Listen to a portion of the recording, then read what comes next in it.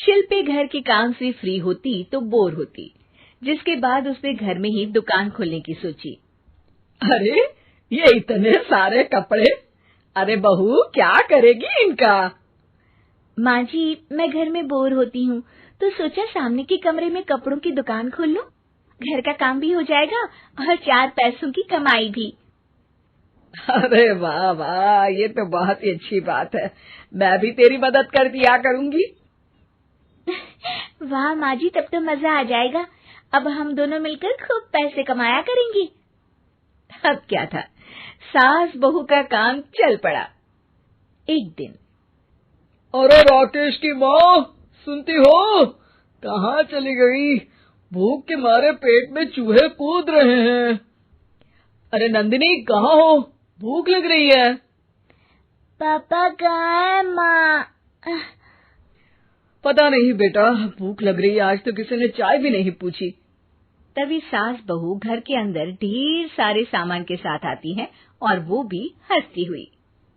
अरे वाह बहू, ये तो बड़ी अच्छी मार्केट दिखाई तूने। बड़ा ही सस्ता सामान था। हाँ माँ जी, और ये सामान हम डबल पैसों में बेचेंगे, मजा आ जाएगा। अरे बहू, भूख लग रही है, कुछ खाने को दे दे।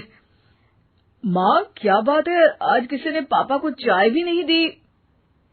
अरे बेटा, अब 40 साल में तेरे पापा ने क्या चाय बनाना भी नहीं सीखा?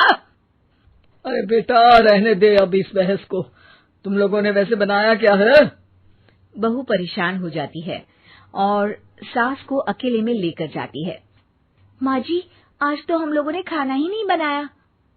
अरे बेटा, बाहर के छोले भटूरों से पेट इतना भर गया कि याद ही नहीं रहा कि घर में ये लोग भी हैं खाना खाने के लिए। अब क्या किया जाए? तभी घर में एक महिला आती है।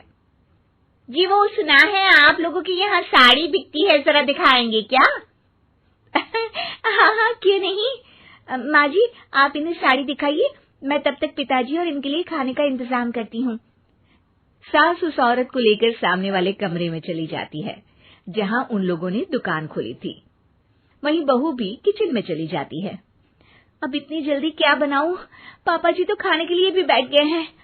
आइडिया, मैं खाना बाहर से ही ऑर्डर कर देती हूँ। थोड़ी देर में खाना आ जाता है और बहू टेबल पर खाना लगा देती है। हे भगवान, कितनी कड़वी दाल बनाई है बेटा। नहीं नहीं पिताजी, वो क्या बात है नंदिनी, रोटी तो चबाई ही नहीं जा रही है, लग रहा है रबड़ खा रहा हूँ। एक तो इतने महंगे होटल से खाना मंगवाया और वो भी इन लोगों को पसंद नहीं आया। तभी सास नोट गिनती हुई बाहर आती है। वाह माँ जी, बड़ी कमाई हुई लगती है।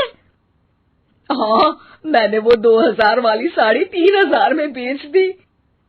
अरे वाह माँ जी। दोनों सास बहू बहुत खुश हो जाती हैं। मेरे पेट में ना बेटा जोर का दर्द हो रहा है। अरे माँ, क्या हुआ? पेट में दर्द? बाहर का कुछ खाया था क्या? मैदा तो नहीं खा लिया? मैंने छोले भटूरे खाए थे। माँ क्यों खाए? आपको तो पता है कि आपको मैदा सूट नहीं करता। चलिए माँ को डॉक्टर के पास ले जाते हैं। तभी अंदर से पापा की आवाज आती है। हे भगवान, मेरा तो पेट खराब हो गया। सब पिताजी के पास जाते हैं। पिताजी, आपको क्या हुआ? खाना बासी था शायद। अरे पिताजी, नंदिनी जानती है कि बासी खाने से आपकी तबीयत खराब हो जाती है, तो वो ऐसा क्यों देगी, है ना नंदिनी? वो खाना मैंने बाहर से ऑर्डर किया था।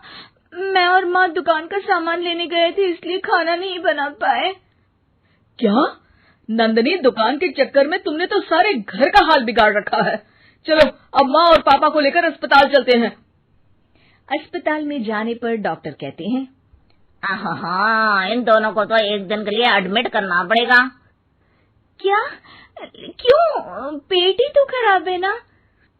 हाँ, तो घर ले जाइए ना, अगर लग रहा है कि कोई बड़ी बात नहीं है और हम सिर्फ पैसा कमाने के लिए इन लोगों को एडमिट कर रहे हैं।